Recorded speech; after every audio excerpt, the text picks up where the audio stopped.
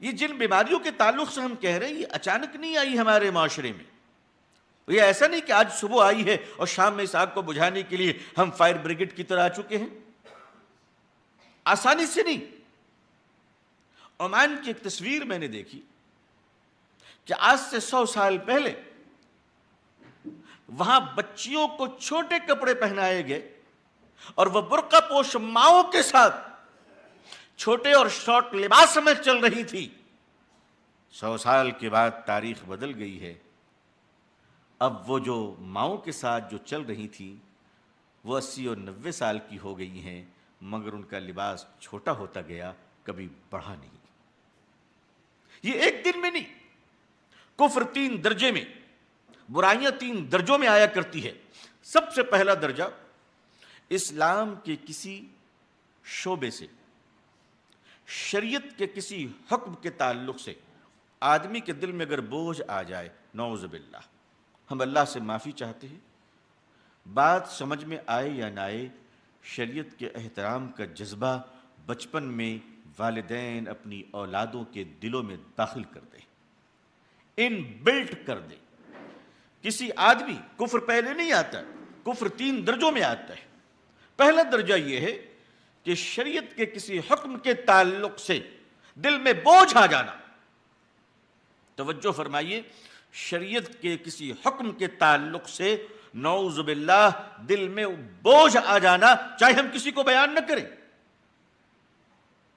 سرکار دو عالم حضرت محمد رسول اللہ صلی اللہ علیہ وسلم کے وصال فرما جانے کے بعد مسلمانوں کے ایک طبقے نے یہ کہا تھا کہ ہماری فائنانشل کنڈیشن، ہماری معاشی حالت اس وقت اچھی نہیں ہے، لہٰذا ہم نماز تو پڑھیں گے، روزے بھی رکھیں گے، ہم اسلام کے تمام احکام پہ عمل کریں گے، لیکن ہم زکوٰۃ نہیں نکالیں گے.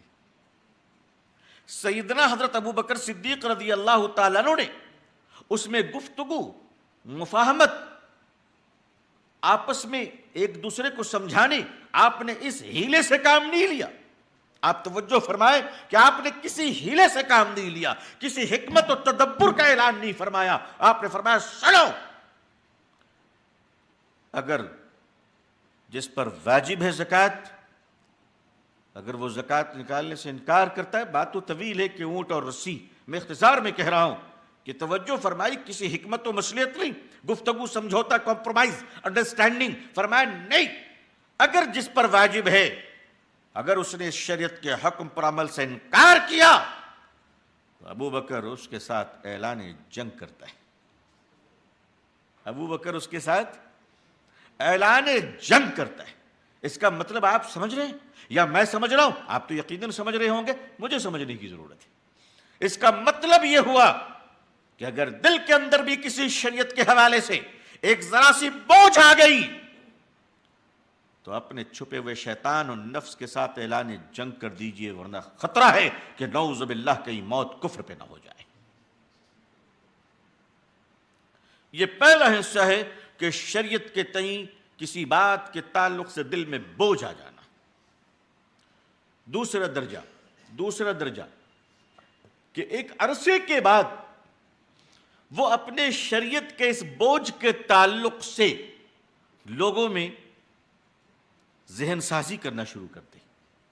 ذہن سازی مثلاً کہ صاحب پردہ تو حیا کا نام ہے اور حیا تو آنکھوں میں ہونی چاہیے.